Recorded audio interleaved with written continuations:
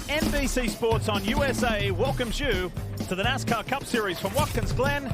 It's Go Bowling at the Glen. Right where they are here is where we will have cautions today. You can see the two lines there. That is the restart zone. So we'll focus on that a lot now. And Ryan Blaney is up to speed. He wants to convert this pole into a victory, but Shane Van Gisbergen around the outside. Go Bowling at the Glen is underway, and it is on. Down to turn one. Blaney on the inside.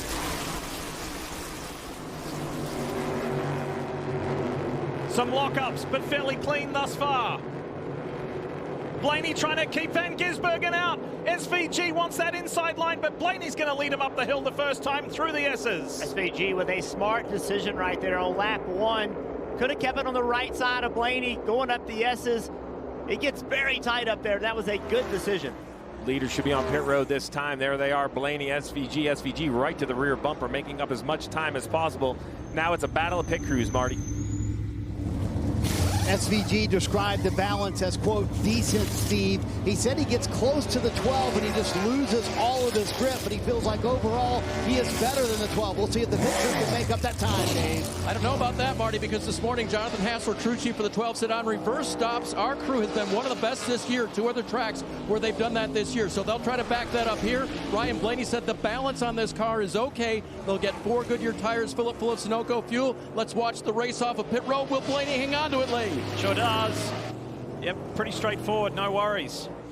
Blaney stays ahead of the WeatherTech Chevrolet. Last year was an interesting mix of 2 stops versus 3 in the Go Bowling at the Glen race. Look at this between William Byron and Kyle Busch. Wow, that's aggressive. Ty Gibbs has a front row view of this. He says, I might get out of it. I might just try and clear them both. Not quite close enough.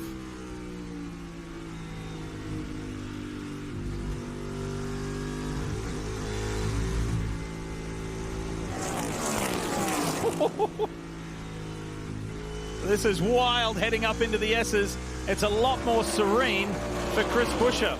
Out of turn 5, regular line over the other side of the strip and heading towards turn 6. All right, so he's going to pick up where he left off here at the Glen. And that is in a winning position. Chris Buescher in the BuildSubmarines.com RFK Ford wins stage 1.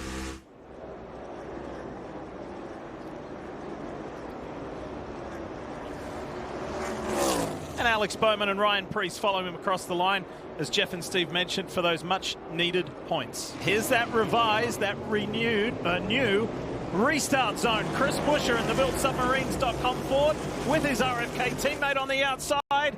They lead the field to green. Now here comes Shane Van Gisbergen on the inside, splitting Chase Elliott in the middle of him and Blaney. Down to turn 1. And Blaney does not want to relinquish that spot. There's a slight touch. Blaney's hanging tough, and here comes Briscoe on the outside. Yeah, the 9's in a bad spot. The 88 now side by side with the 12. I like what the 12 is here for this left-hander on board with Michael McDowell back a few rows. Too wide in the narrowest portion of the racetrack, and they're able to pull it off. That's at 140 miles an hour. Van Gisbergen on the inside, heading to the bus stop. Rewind into the S's will not, the chicane will not work. Gonna have to work it out. SVG uses that restart to get in front of Blaney. And you see the old tires just not working for the 9 or the 17. It's only about a half a lap. Both have lost spots. Preece now has gotten away. I think 88 and 12 will easily go by, but that great restart for the 60 will give him some breathing room, although I expect 88 to drive to his inside right here in 6. No choice in the matter. SVG to the lead. Let's just come to pit road, jump onto a different strategy. Oh, man! Whoa! There it is. You saw it live. The 21 gets spun around. This might close pit road for the 9. Big contact for the 21. Should be an instant yellow. Josh Berry. And the Freightliner Ford for the Wood Brothers.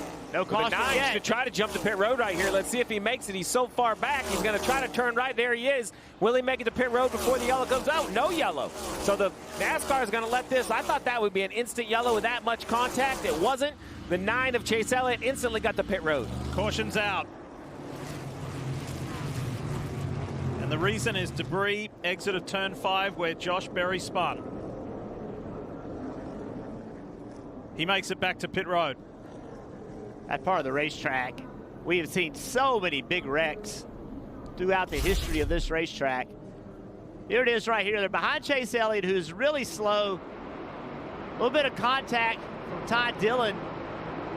Gets Barry moving in the wrong direction. Great shot here. This is Zane Smith. Boom. Yeah, what's Zane going to do? You know, there's just nothing you can do in that situation. Yeah, it's aggressive by Ty Dillon to be pushing on the 21. He knows he's stacked up behind the 9. And then I thought that contact with the Armco was going to be a yellow on its own. NASCAR held the yellow, allowed the 21 to drive away, then it ended up being debris on the racetrack.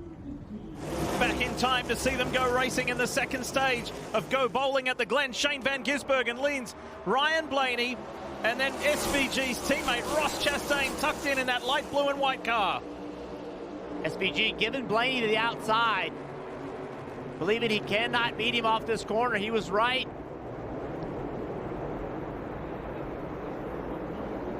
Look further back, that orange and black Bass Pro Shops car of Chase Briscoe, William Byron, and Kyle Busch. Look at Busch. Rounds up the 24 and is on the attack. I can't tell you how impressive it is to be the outside through the left-hand S, what Kyle Busch just did to this 24. This is the second time we've seen the 24 just instantly lose pace. We thought it was momentum last time. Maybe it's momentum again, Jeff, but the 8 car clearing him through the left S on the outside, a move you rarely see.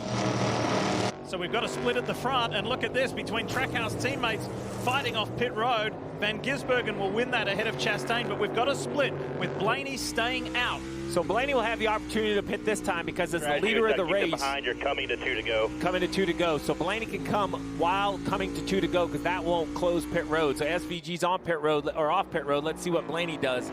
If he pits, then it'll be where he rejoins the racetrack. Now it's a stage win, which is a playoff point. So Blaney might say, you know what, I want to take the playoff point. His car is so good, this is a tough decision. Let's see what he does. Staying on the racetrack. So Blaney is going to stay. I don't know if that'll allow anybody else. Nope, they're all married to this strategy now. So all of these teams are going to stay out and get points. That's a real shot for a lot of guys. I was shocked we'd see this many guys stay on the racetrack. 1 to go in this stage, presented by Credit One Bank. Look at this. And it is wild. Coming off turn 1, heading to the S's. Look at this madness. Oh boy.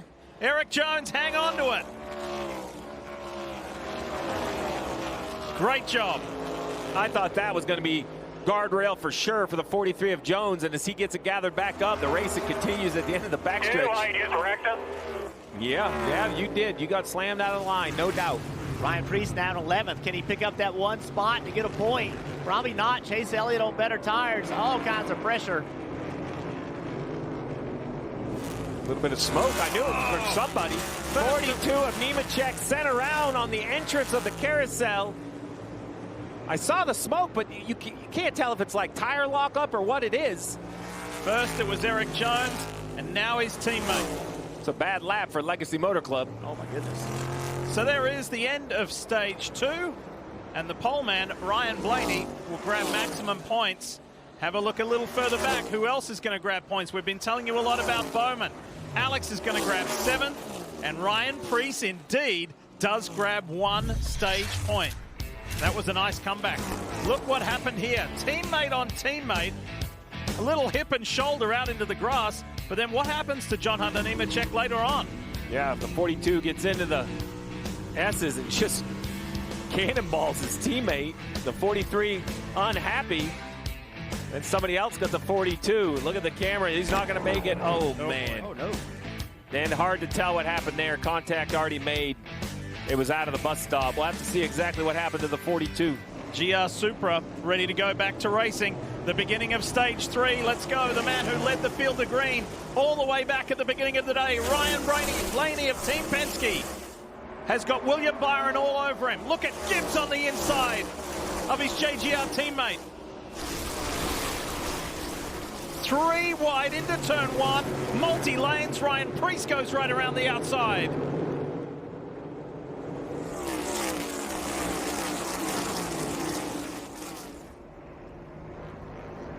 That revised restart zone is working.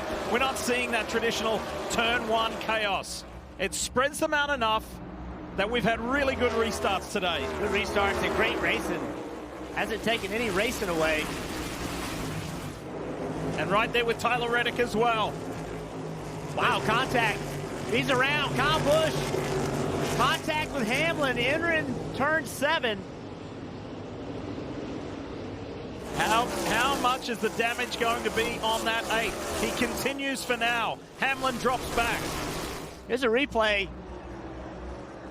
See, Hamlin almost put 3 wide, and I just don't think Kyle Busch knows it. Kyle Busch turns into the 11 car. He does not know they're 3 wide getting into that corner. Yeah, Chastain is to the bottom of the 11. The 11 has to run the middle. You see him out of the gas trying to, and then right there, the tires hook together. That's when real damage can be done to the suspension. Let's take a look on board with Hocevar in the 77.